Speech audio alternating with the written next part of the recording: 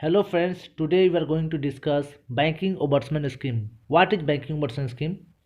The Banking Ombudsman Scheme is an expeditious and inexpensive forum for bank customers for resolutions of complaints relating to certain services rendered by the banks. The Banking Ombudsman Scheme is introduced under the Section 35A of Banking Regulation Act 1949 by RBI with effect from 1995. Presently, the Banking Ombudsman Scheme 2006 as amended up to July 1st 2017 is in operation. Banking ombudsman scheme है होता क्या है? इसको banking जन लोकपाल भी बोलते हैं। Banking जन लोकपाल एक बहुत ही स्पीडी माने बहुत ही जल्दी सुनवाई देने वाला और बिना खर्चीला फोरम है बैंक कस्टमर्स के लिए, जो बैंक का कस्टमर्स का कंप्लेन को सुनता है और उसको निदान करता है। बैंकिंग ओम्बड्समैन स्कीम जो है 35A माने 35A बैंकिंग रेगुलेशन एक्ट 1949 के द्वारा लाया गया आरबीआई के द्वारा, और इसको लागू किया गया 1995 से।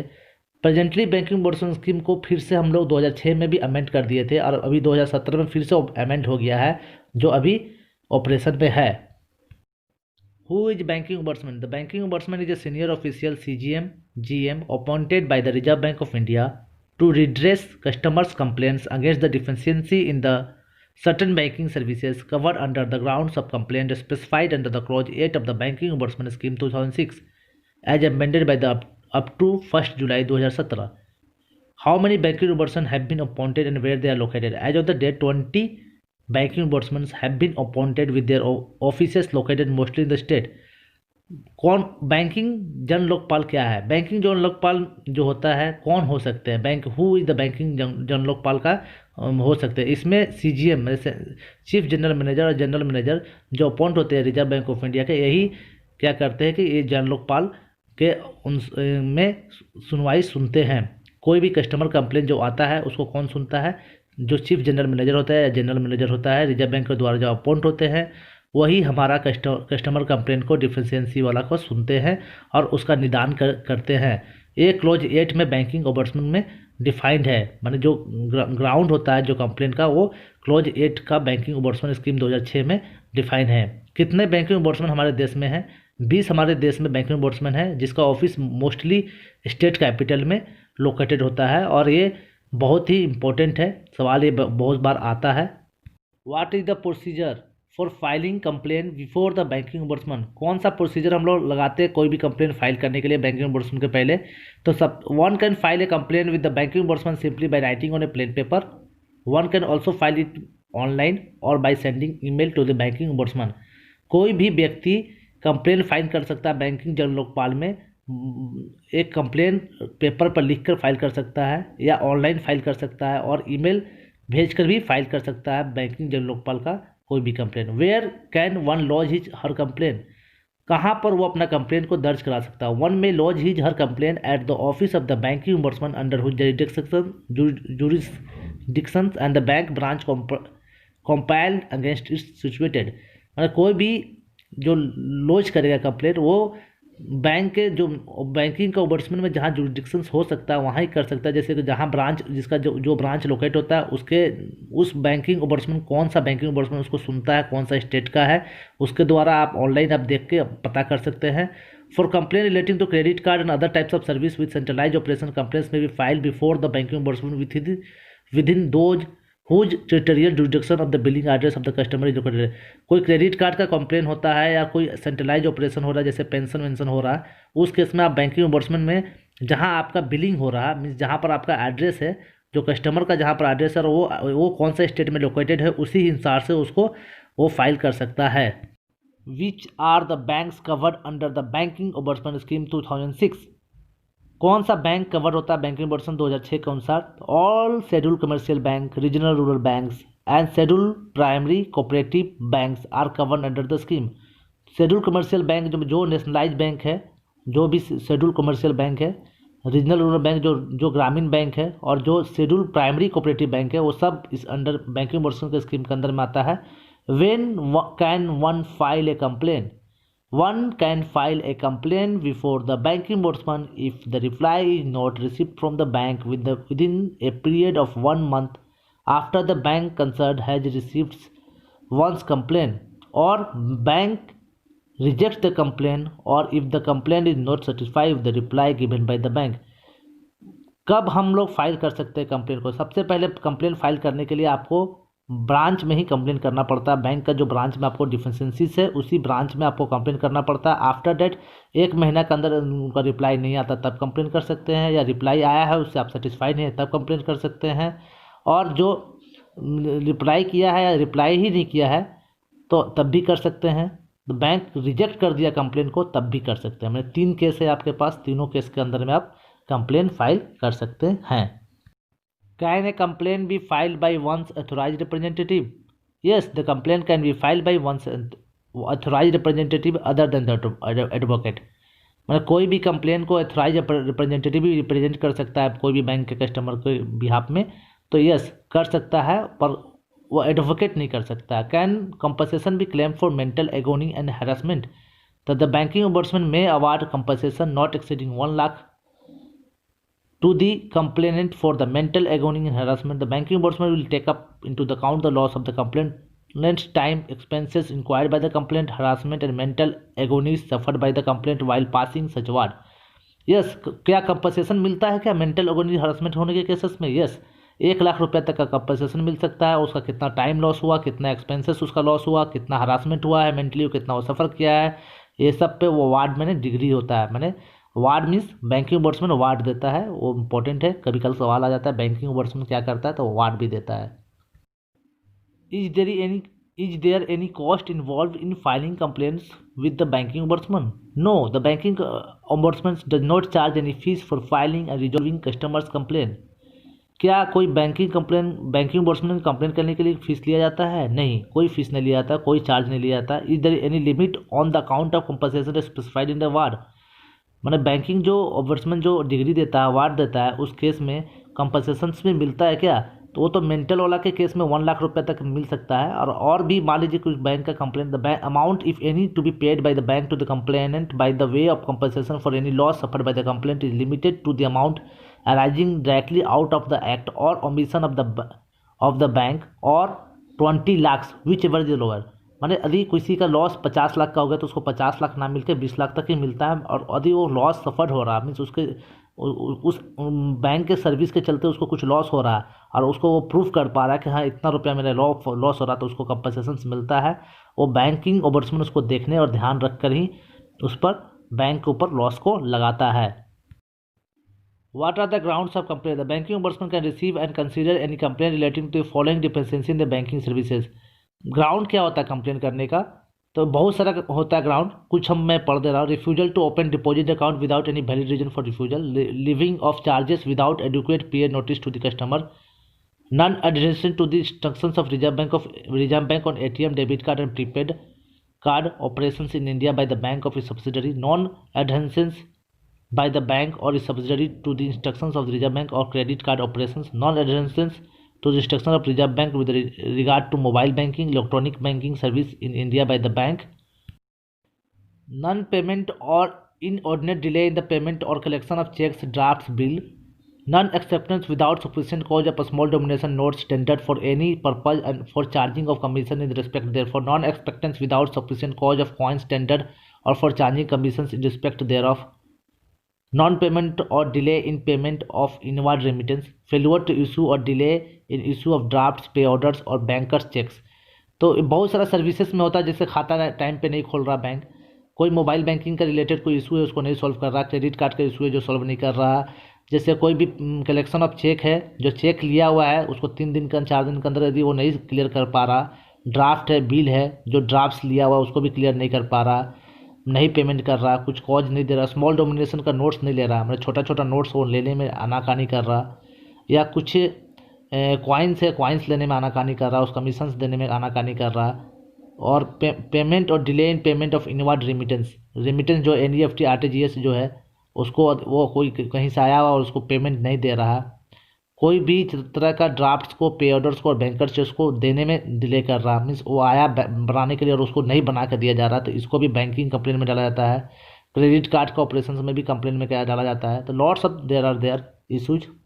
नॉन डिसबर्समेंट और delay in disbursement of pension, refusal to accept or delay in accepting payment towards taxes, refusal to issue or delay in issue or failure to service or delay in servicing of redemption of government security, forced closure of deposit account without due notice to the or without sufficient reason, refusal to close or delay in closing the account, non-adherence to the fair practices code as adopted by the bank।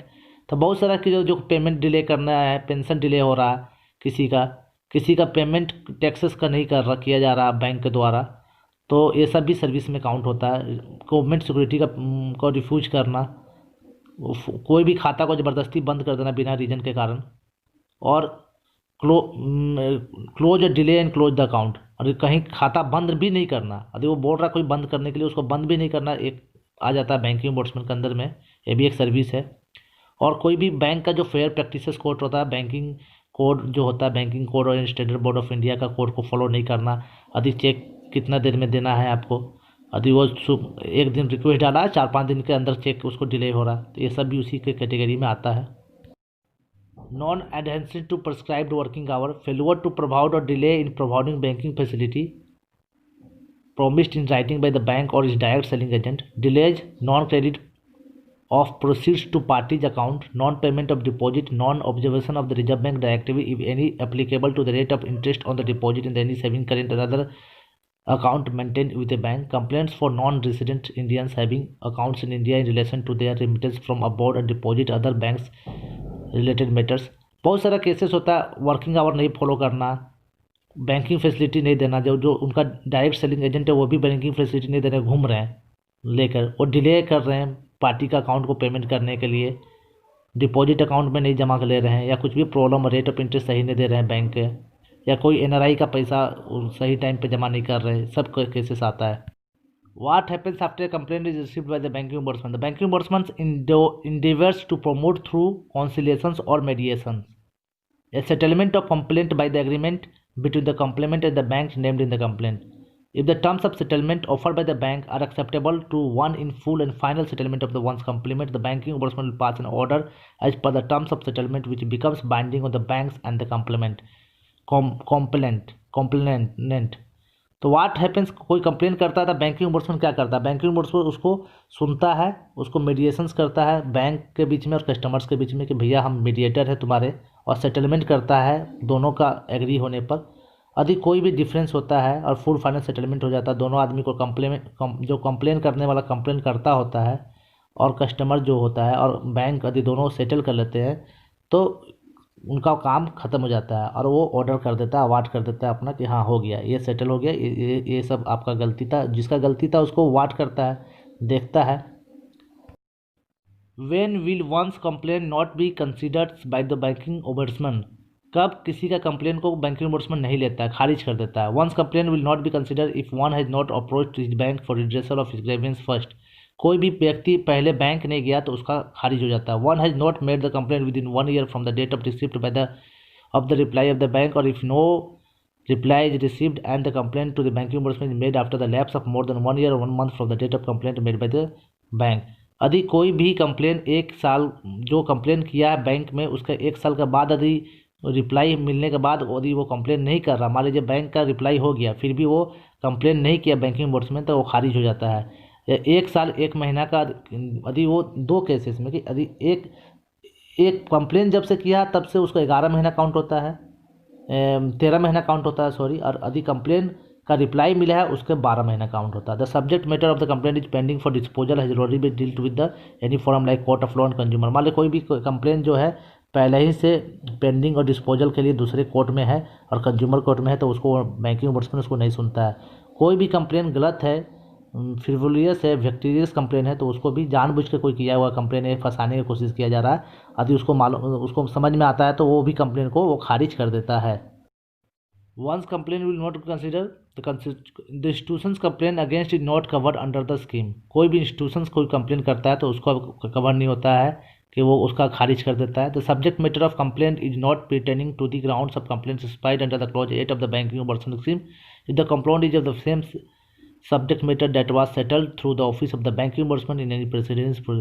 कोई भी clause 8 के द्वारा banking जो ground होता है जो उसका उस ग्राउंड में मेंशन नहीं है तभी वो कंप्लेन कर रहा तो उसको वो खारिज कर देता है, या कोई कंप्लेन पहले ही ऐसा कुछ कंप्लेन हो चुका है और वो पहले ही सेटल हो चुका है प्रीवियस, तो उसको भी वो सुनने के बाद उसको खारिज कर देता है और उसी को फॉलो करता है।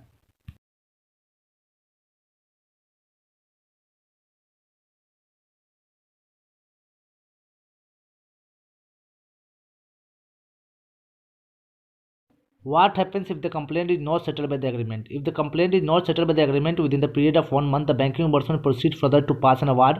Before passing an award, the banking ombudsman provides reasonable opportunity to complainant and bank to present their case. It is up to the complainant to accept the award in full or final settlement of or to reject it. क्या होता है, complain यदि settle नहीं हो पाता है agreement के द्वारा तो कंप्लेन क्या नहीं होता तो वो क्या करता है 1 महीने के अंदर में जो मैंने बैंकिंग ओम्बड्समैन दोनों के बीच में जब सेटल कराने की कोशिश किया तो 1 महीना बीत गया उसके बाद भी नहीं होता तो बैंकिंग ओम्बड्समैन क्या करता है कि एक अवार्ड पास कर देता है और उस अवार्ड को रीजनेबली होता है कि दोनों को कंप्लेंट और बैंक को प्रेजेंट करने के लिए कि हाँ भाई चलो तुम लोग अपना प्रेजेंट कर लो केस, उसके बाद वो अवार्ड पास कर देता है।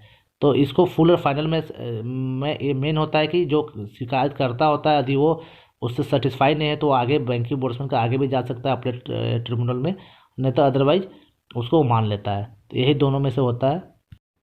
Is there any further recourse available if once rejects banking ombudsman decision any person aggrieved by the award issued under the clause 12 or the decision of banking ombudsman rejecting the complaint for the reasons specified in the clause T to G of clause 13 of the banking ombudsman scheme 2006।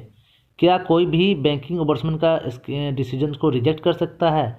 तो ये हमको पहले award जो होता है वो clause 12 में banking ombudsman में है कि कोई भी उस अवार्ड को इशूड हो जाने के बाद और डिसीजन हो जाने के बाद एक D to G में बैंकिंग ओम्बड्समैन में है कि वो अपीलेट अथॉरिटी को अप्रोच कर सकता है, can approach the appellate authority. The appellate authority जो होता है वो डिप्टी गवर्नर होता है RBI का। ये इंपॉर्टेंट क्वेश्चन है कि अपीलेट अथॉरिटी को जो बैंकिंग ओम्बड्समैन का अपीलेट अथॉरिटी होता है उसका कौन अथॉरिटी का वेस्टेड होता है, मतलब किसके द्वारा उसका निदान होता है, तो वो डिप्टी गवर्नर ऑफ RBI के द्वारा होता है। Other records or remedies available to him as per the law can be also expert. उसके बाद भी वो आगे भी जा सकता है। Bank also has option to file an appeal for before the appellate authority under the scheme. Bank भी फाइल कर सकता है। बैंक के अंदर में कंप्लेन कुछ है, अब बैंक को लगता है कि वो कंप्लेन गलत है तो वो भी अपीलेट अथॉरिटी पर जा सकता है कि नहीं जो डिसीजन हुआ वो गलत हुआ, हम सही थे, तो वो बैंक भी जा सकता है कस्टमर भी जा सकता है अपीलेट अथॉरिटी में, दोनों के पास हक है। तो वो क्लॉज 12 में है, क्लॉज 13 में बैंकिंग ओम्बड्समैन स्कीम 2006 के अंदर में है, अभी तो मॉडिफाई हो गया जुलाई 2017 में। Is there any limit time limit for filing an appeal? One can file appeal against the award of decision of banking ombudsman rejecting the complaint within 30 days of the date of receipt of the award. क्या कोई limit है appeal करने के लिए banking ombudsman का ward को? मान लीजिए कोई भी वार्ड को 30 दिन के बाद यदि कोई रिसीप्ट किया है वार्ड का विद इन 30 दिन के अंदर ही उसको अपील करना होता है अपीलेट अथॉरिटी में, अदरवाइज वो खारिज हो जाता है। Appellate authority if he is certified applicant had sufficient clause of not making the applications for appeal within the time they also further period not exceeding 30 day।